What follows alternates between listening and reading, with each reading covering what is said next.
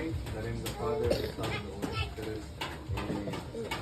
Almighty God, we humbly ask you to bless this family, all their plans and endeavors in life. Also bless this household. Let love, peace, and joy may reign in this house. We pray that in good times and in bad, they will grow in love for each other, that they will resolve to be of one heart and of one peace. Lord, in their struggles, let them rejoice that you are near to help them. In their needs, let them know that you are near to rescue them. In their joys, let them see that you are the source and completion of every happiness. We ask this through Christ our Lord. Amen.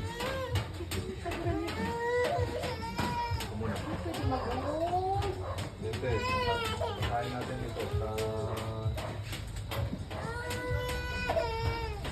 Buka kayo ng ito yan.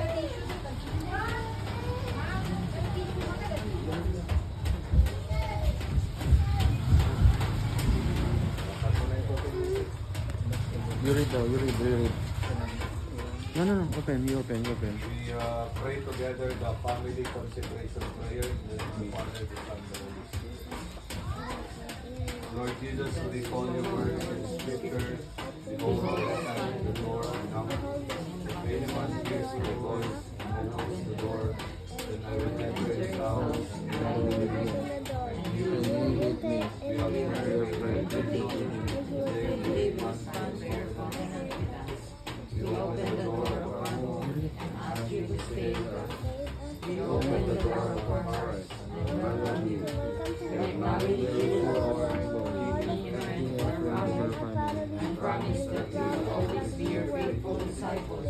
We consecrate ourselves, our family, our home, and everything we have to your sacred heart. We ask for the gifts of your sacred heart, that we may be poor in spirit, merciful, pure of heart, peacemakers, good stewards of creation, and concerned for justice, especially for the poor, the sick, and unborn. We ask that you stay with us always, increase our love for one another, share in our joys, and comfort us in our sorrows. Inspire us with your love, so that we may be a happy devoted to you, and our home be a place welcome to all, especially those in need. Help us to be an apostolic family, committed to bringing the message of love to all people. Most Sacred Heart of Jesus,